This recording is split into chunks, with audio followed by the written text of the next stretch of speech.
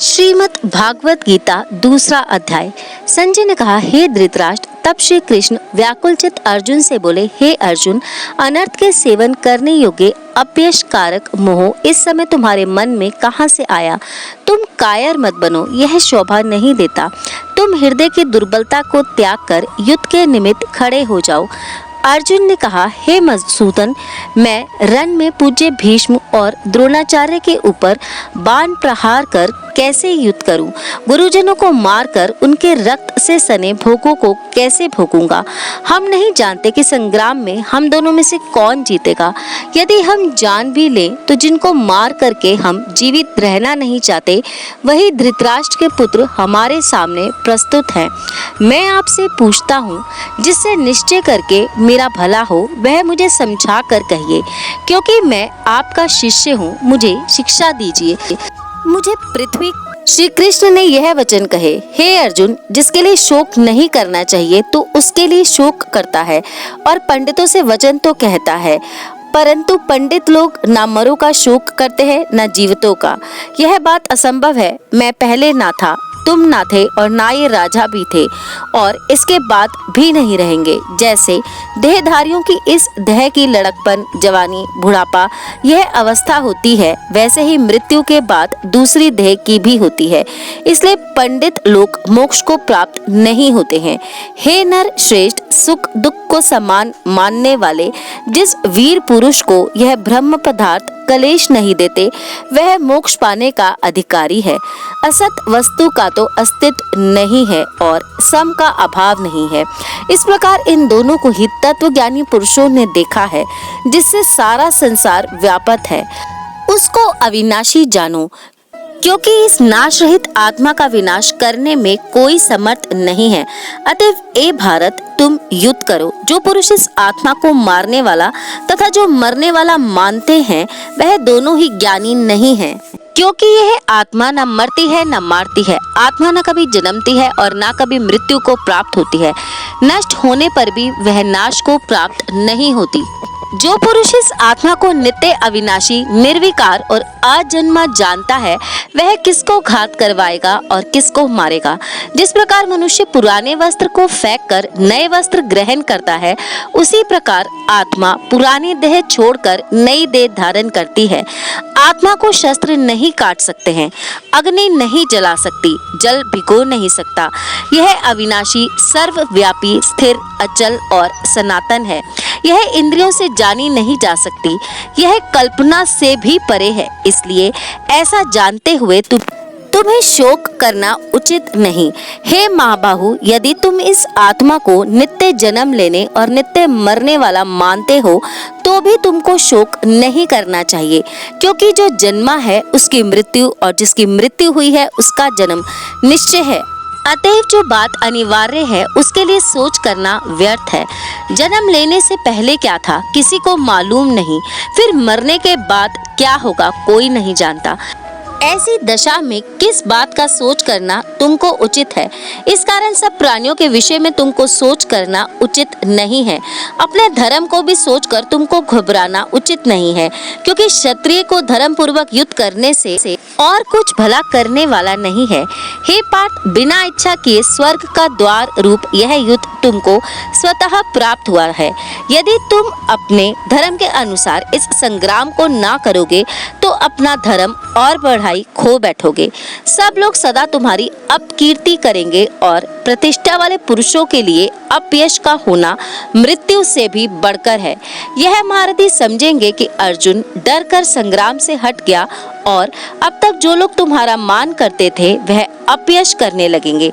शत्रु लोग तुम्हारे पराक्रम की निंदा करते हुए अनेक प्रकार के दुर्वचन कहें।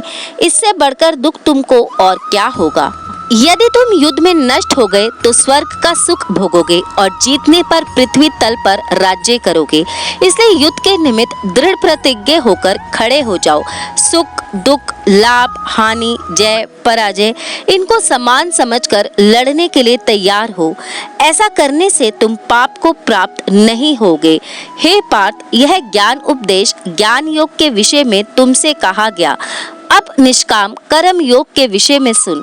जिस ज्ञान को पाकर कर्म बंधन से तेरी मुक्ति होगी, कर्म योग मार्ग एक बार प्रारंभ किए बिना कर्म का नाश नहीं होता और विघ्न पड़ने पर भी शुभ फल होता है और इस कर्म का केवल प्रारंभ ही संसार के भय से छुड़ाकर पूर्ण ब्रह्मा प्राप्त कराता है। निश्चय करने वाली बुद्धि इस निष्काम कर्म में एक ही है और कामना वाले पुरुषों की बुद्धि एकाग्र नहीं रहती, उनकी शाखा प्रशाखाएं होती हैं। ऐसी दशा में मनुष्य संदेह में रह जाता है। हे अर्जुन, अज्ञानी इस पुष्पिता वाणी को ही स्वर्ग सुख से बढ़कर कुछ नहीं समझते। स्वर्ग सुख को ही जो उत्तम पुरुषार्थ समझते हैं, उनका कामनाओं से चित्त व्याकुल होने के कारण निश्चयात्मक बुद्धि से मोक्ष साधन को नहीं उत्पन्न होती, कारण कि उनका चित्त भोग आदि में सदैव निमग्न रहता है। जिन मनुष्यों का चित्त इस प्रकार मोह लिप्त है और जिनकी आसक्ति भोग विलास और ऐश्वर्य में है, ऐसे पुरुषों के अंतकरण में निश्चयात्मक बुद्धि नहीं होती है। हे अर्जुन, वेद त्रिगुणात्मक हैं, तुम निष्काम हो जाओ।